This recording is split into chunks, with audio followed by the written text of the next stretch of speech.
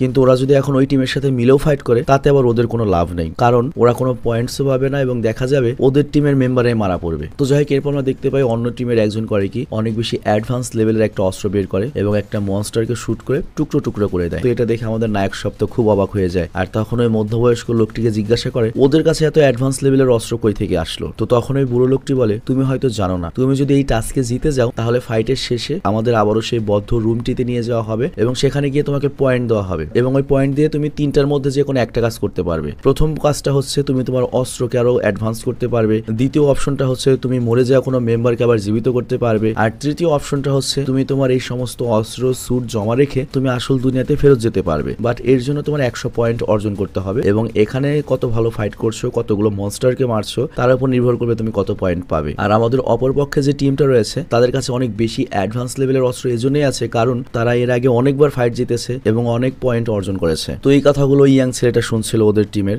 আর ওর কাছে একটা বিশেষ ড্রেস ছিল যেটা হচ্ছে ইনভিজিবল হতে পারে। তো এই ছেলেটাও করে কি হঠাৎ করে গায়েব হয়ে যায় এবং প্ল্যান করে যে এই টিমের সকল পয়েন্ট ও একাই অর্জন করবে, যাতে ও পার্থিব জীবনে আবার জীবিত হতে পারে বা আলাদা ড্রেস কিনতে পারে, বস্ত্র কিনতে পারে, হোয়াট এভার। ও নিজে এখন পয়েন্ট চায়। তো এই কারণেও করে কি টিমের কাছ থেকে আলাদা হয়ে যায়। আবার এই দিকে আমাদের দেখানো হয় মনস্টাররা কিন্তু সাধারণ মানুষদের উপর অ্যাটাক করছিল। তো এইগুলো দেখে মার্শারুর অনেক বেশি খারাপ লাগে, আর তখন ওর মাথায় এদের বাঁচানোর জন্য একটা চিন্তা আসে, কারণ ও মনের দিক দিয়ে অনেক ভালো ছিল। বাট তখন ওই মধ্যবয়স্ক লোকটি ওকে থামায় এবং বলে, দেখো আমাদের টার্গেট মনস্টারদের লিডারকে মারা, এসব ছোটখাটো মনস্টারকে মারা নয়। আর আমরা যদি আমাদের টাস্ক কমপ্লিট করার পথে এইসব ছোটখাটো মনস্টারদেরকে মারতে থাকি তাহলে আমাদের শক্তিও কমে যাবে আর এটা আমাদের জীবনের জন্য হুমকিও হতে পারে। কিন্তু মার্শারুই তখন বলে, তোমরা খালি ভয় পাও, নিজেদের ভেতরে এমন সাহস যোগাও যাতে সব মনস্টারদের সাথে তুমি ফাইট করতে পারো। আর আমাদের টার্গেট সমস্ত মনস্টারকে মারা এবং এই নিষ্পাপ মানুষদেরকে বাঁচানো যাদের কোনো দোষ নেই, যারা নির্দোষ। বাট তখন ওই মধ্যবয়স্ক লোকটি বলে, আমি জানি তুমি অনেক ভালো মনের একটা মানুষ, তোমার নিজের একটা ছোট ভাই রয়েছে, কিন্তু তুমি যদি মারা যাও তোমার ছোট ভাইয়ের কি হবে? তবে আমি তোমাকে কিছু কয়েন দিচ্ছি, অ্যাটলিস্ট তুমি তোমার ছোট ভাইকে কল করে তার অবস্থাটা জেনে নাও। তো এরপর মার্শারু করে কি তার ভাইকে কল করে, আর ওর ভাই তখন খাবার খাচ্ছিল, আর এখানে লক্ষ্য এই ফাইটটা নাকি আসল দুনিয়াতেই চলছিল। তো এই জন্য মার্শারু তার ভাইকে বলে, তুমি বাসায় থাকবে, ঠিক আছে? শহরের অবস্থা খুবই খারাপ আর আমি খুব জলদি তোমার কাছে ফিরে আসবো। মানে ওরও প্ল্যান হচ্ছে ও পয়েন্ট অর্জন করে ফিরে যাবে। বাট ওর এইসব কথা মনস্টারদের লিডার শুনে ফেলে, আর এরপরও যখন বাইরে এসে দেখতে পায় পুরো শহর ভরে মনস্টার অ্যাটাক লেগে গিয়েছে। আর অন্য যে টিমটা রয়েছে তাদের কোনো গুরুত্বই নেই যে মানুষ মূল্য কি না মূল্য, ওদের টার্গেট হচ্ছে একটাই, মনস্টারের লিডারকে মেরে পয়েন্ট নেবে। তো এই জন্য ওরা ছোটখাটো মনস্টারের দিকে নজর দিচ্ছিল না, ওরা কেবল কিভাবে দ্রুত জয়লাভ করা যায়, পয়েন্ট অর্জন করা যায় সেই চিন্তা করছিল। কিন্তু মার্শারুর হৃদয় তো খুবই নরম ছিল